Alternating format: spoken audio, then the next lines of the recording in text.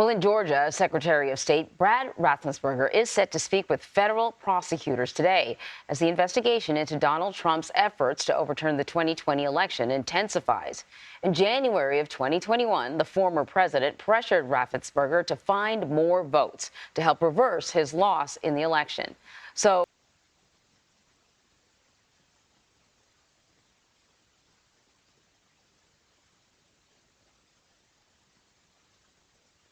Rob Legary joins us now to talk a little bit more about this. Good to see you, Rob. I think everyone is going to remember, that infamous request. Can you just find, 11,000 more votes? I think that was what was said on the phone call. This is Raffensperger's first interview with the Justice Department. Sort of surprising to me. What's going to be the focus of this? Right. Good morning, Anna Marie. Thanks for having me. So as you said, in the fallout of the 2020 presidential election, former President Donald Trump called Secretary of State Brad Raffensperger and said, can you find 11,780 votes?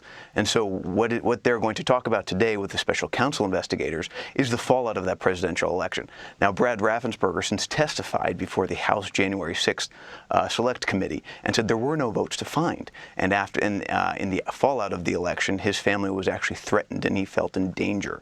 And so we should expect him today to touch on the fallout from that election, what was said on the call, and testify to the fact that he has said, there was no fraud in Georgia or widespread fraud in Georgia in the 2020 presidential election. It's important to note that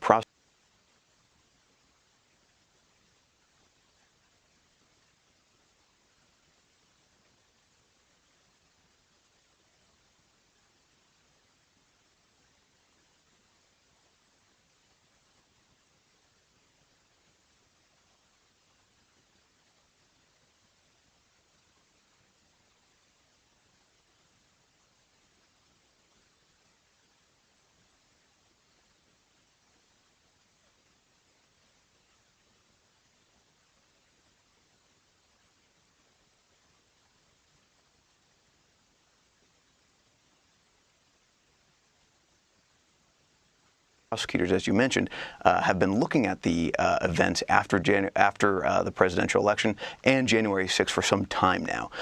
They have in recent weeks been honing in on certain states and events in certain states, and so now it appears they are talking to Georgia Secretary of State. Also important to note, this is not a grand jury testimony where he was subpoenaed and has to come here to Washington, D.C. to talk to investigators. Instead, through his spokesperson, has said that this is going to be a voluntary interview with investigators.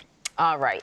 So we also know that fundraising and those alternate electors, those are two things that the DOJ is also looking into. Can you remind us of the alternate electors scheme, and what more can you tell us about what the DOJ is looking at? Sure. So after the 2020 presidential election, prosecutors are now looking into whether and how certain Trump officials and Trump attorneys could have pressured individuals in certain states to come to the Capitol and represent that Joe Biden was not the winner and instead Donald Trump was. And so a few years ago, the Justice Department had said that they were actually looking into this. In recent weeks, we have seen some of those electors, including individuals from Nevada, testify before a grand jury here in Washington, D.C. A former Trump aide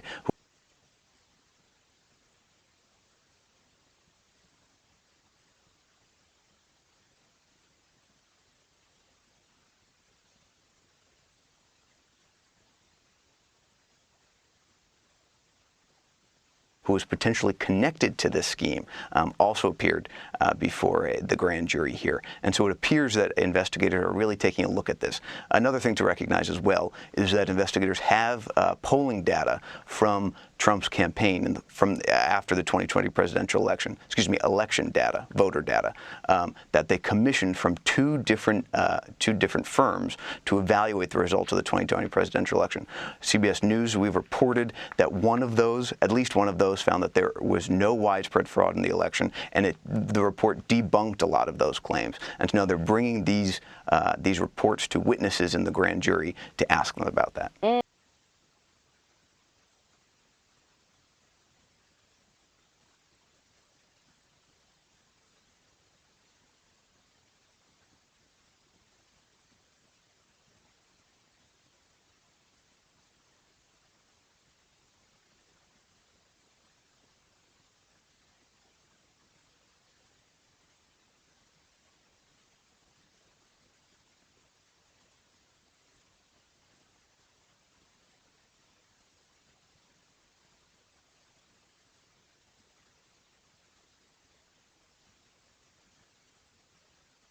Okay, so this is like an octopus, right? There's so many tentacles all over the place. I got another question to ask you about. A spokesperson for former Trump attorney Rudy Giuliani has confirmed that investigators with the special counsel's office recently interviewed him as part of the investigation into the January 6th riot. So we moved away from the efforts in Georgia, and now we're back to the January 6th riots. What can you tell us about the interview with Giuliani?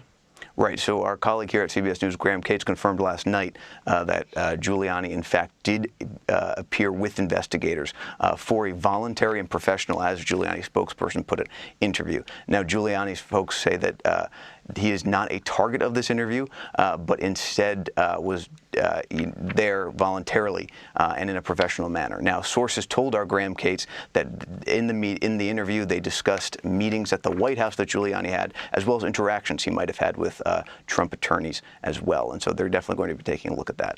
All right, Rob Legary.